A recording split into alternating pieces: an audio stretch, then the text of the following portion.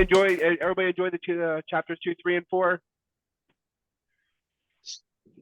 So I know that I am somewhat of a newer to the why. That's I think one of the things that kind of came up to here is everybody's why, and then also kind of like why the why. In essence, like what is the driving force behind that why? David, while you're driving, I'm really gonna put you under the bus. No, hopefully not under a real bus. As you're going under the 75, 85 overpass through the city, I see that little bridge. No, it'll more likely be a Prius. Fair enough. So this chapter reminded me of that training that Laura did. It was like an NLP training. And so it was like, it almost kind of touches science. What's that? Her bold stuff? I'm not sure. It was NLP, and it was like this like guy, and he taught you the brain training? Yeah, he taught you the science behind figuring out your why. That was with Ray. Yeah. Gotcha. It was really cool. I guess, David, what would you come to your decision as far as what do you think about that, as far as what was your why, and what is your driver on your why? My why is just to be able to like have the resources and Snapchat. Huh? I'm just Laura Snapchatting. Oh, just the resources and like the courage to be able to like lead change just in certain issues that I'm like passionate about. You know, I mean, I think you definitely have. I mean, my why was, well, why do I do all this stuff? I definitely for legacy and for family. You know, that's what I've kind of come to. You can't leave much, but you can leave a legacy and you can leave a family.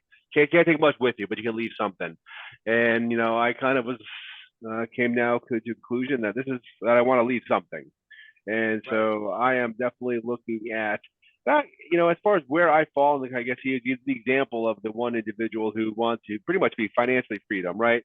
But his financial freedom was, you know, a couple million a year, and that's pretty good. He's going to take over, you know, the California insurance market. And then obviously the speaker's like, well, that's all fine and good, but I want to take over the entire United States. And that's what I want to do. And, you know, kind of falling in between, anything in between, but you got to figure out what you want to do to figure out whether you're going to be succeeding or not. Now, this is definitely a recurring theme for myself that I've kind of, over the past 5 years, I've done a complete 180, because I've always going in the same direction as far as trying to improve and whatnot. But as far as I've definitely moved that goalpost very far down the road when it was 10 years ago. I was more of maybe a situation where, you know what, I'm happy just being financially freedom. And kind of taking care of what I want to take care of and putting in that effort and being content with that. And not that I ever will think that we can spend as much as we can make, because I want to have well more than I can ever spend in lifetimes. Nowadays, well, when we get there. And I don't mind putting in I enjoy putting in the work. I know Laura and I have some conversations about some of this stuff too as well. At the same time, I can't get up at 5 in the morning. I can't get up at 4 in the morning. I know I get up at 7, 6. Well, I start waking up at 6:30. Out, you know, kind of up and out about 7:15 sometimes a little bit earlier, sometimes a little bit later, depending on the day. But I'm probably up and out about 7:10 is kind of my normal get up. And I like to be at the office kind of working by 8:30ish, if you will, at least leaving. But 8:39 is kind of the standard. And I don't know. I'm happy with that. We have a very full life, and I don't feel like I'm lazy. I don't feel like I sit on the couch doing nothing and twiddling thumbs. I feel like I do a lot of proactive stuff, and there's only so much time in the day. And what that means for me is that I want to push this goalpost and keep pushing and pushing. I don't want to get to an end zone, right? I want to keep moving forward, and more and more yards, more and more yards, more and more growth, until what it is when I'm done. And I'm happy with not having to go, you know, not working 14 hours a day, 15 hours a day, sleeping for 4, and then eating for 2, right? That just leaves nothing else for other things that I want to do that I really enjoy. I enjoy Thursday night date nights, not working on that time. I enjoy doing the grandkids. I enjoy being able to fly down and drive them and back and forth. And that's 5, 6, 7 hours in a airport is very non-productive from an economic standpoint, but very, very productive to an emotional standpoint of being shady and kind of hanging out with my granddaughter or whatnot. And I can't put a price on that, and I don't feel like doing those type of things is a negative on my perspective. So that makes me really happy, and that I feel like I'm in a good spot from that. And I think I've kind of figured out what my goal is, where I want to go, though it is a moving target, and I feel I know why I want to do that now, which is probably not something I had 5 years ago. Laura, any thoughts on your personal? So my big why has evolved definitely. It was something that, to David's point, it was something that I had started years ago in real estate, and a lot of the classes I took on the front end were all about, your big why and how to get there. And so as he's talking about this, and I cringe when I hear people say their big why is to pay for something, because I've been so taught that that is not it. But I think it can be, I think it's deeper and has more meaning if you move past just paying for something. But my big why is to just have a positive impact on 1 million people. And the only way to do that is to keep my eye on the prize. And like this chapter, study the most important product, and that's you. Right. And I think when you're looking at your big why, that you are the driver behind that, and you are the most important piece to that, and that your big why should just be something that they say your why should make you cry. And then your motivation is high enough to actually achieve it. If your why doesn't bring tears to your eyes, that's not actually why you get up in the morning. Okay, well, my family definitely brings tears to my eyes, so making them happy, and just that I can't imagine ever being happier. And that's the whole reason I was at. Yes, I mean the why is family, but this is why it's so much more than just family. And that legacy, it's the economics of providing for the family and growth and impacting and helping people, and yeah, there's just so much that goes into it. And when you do these things, in my opinion, the economics come to it. They're always there.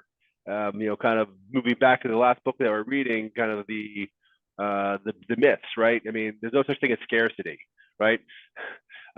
There's plenty of stuff together when you're kind of true to yourself and keep focusing and have a good impact, good product, good service, good whatever.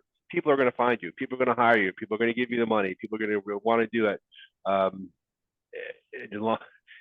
Without even I work hard by any means, but sometimes I'm like, man, the phone just keeps ringing.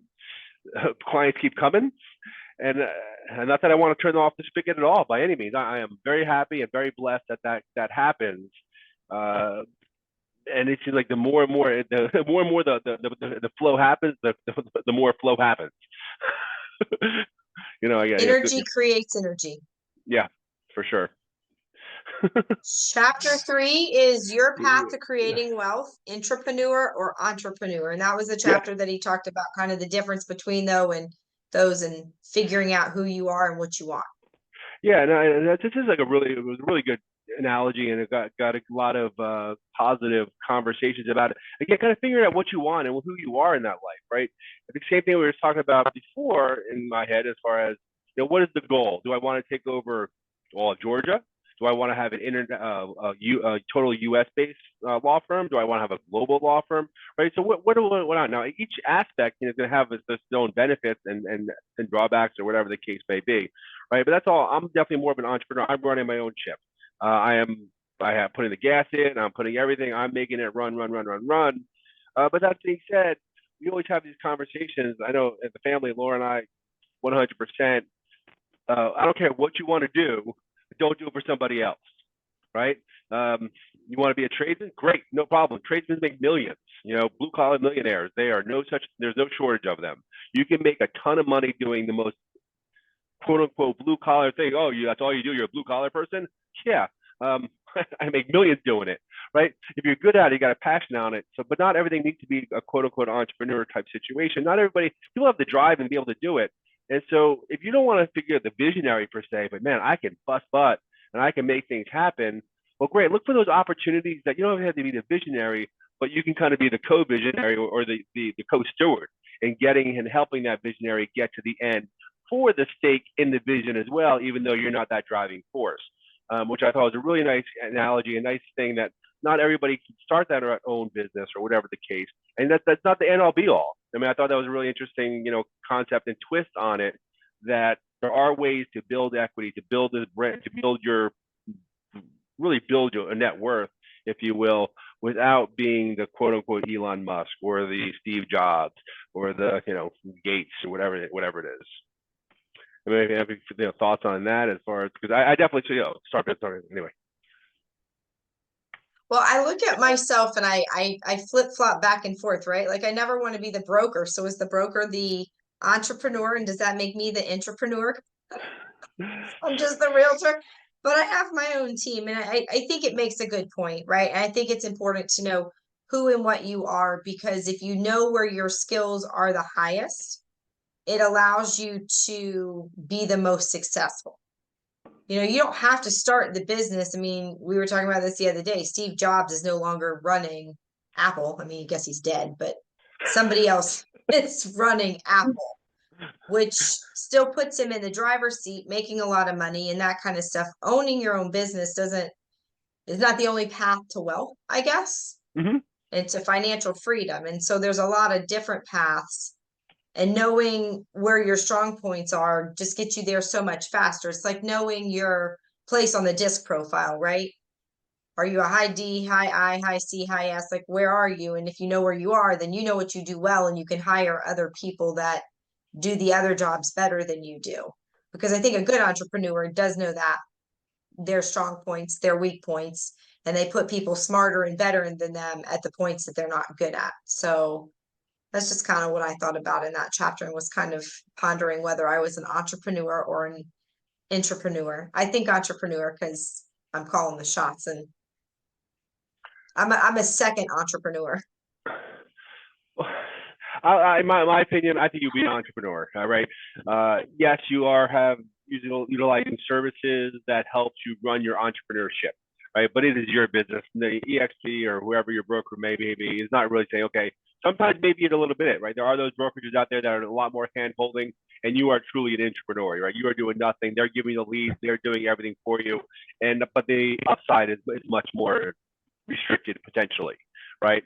So there's different paths. But I think from your perspective, if you're not asking my opinion on what I think you are, but I would say it's more entrepreneurial because you are really truly in your driver's seat. You are taking control of your own business, your own marketing, your own driving, getting your own clients in there, your lead resources and lead sources, as well as you are not only dealing with being a listing or buying agent, right? I mean, you are doing so much more than just that. You are really globally involved in real estate, whether it's your own personal investments, investing for other people, outside of just listing and buying, a lot of management stuff like that. Project management is now in your repertoire, right? I mean, there's just, you continue to grow your different aspects of your business, right? Of your real estate empire.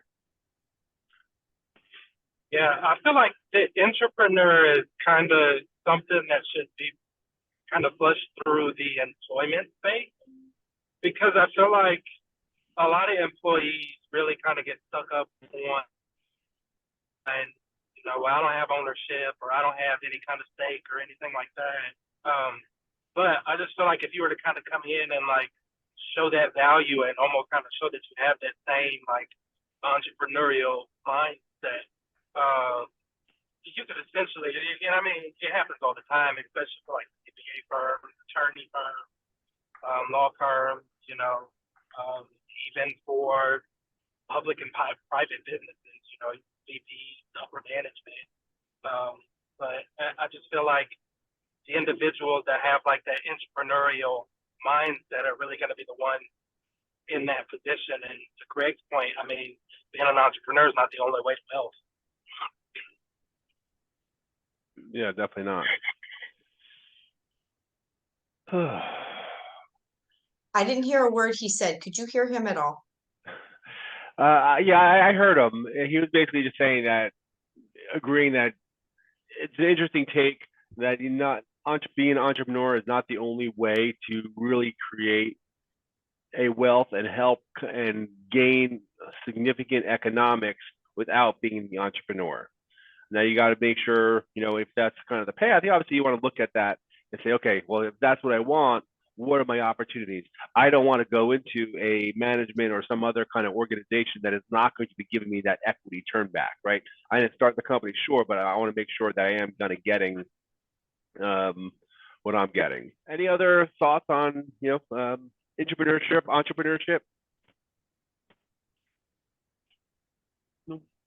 No, I Okay. don't think so.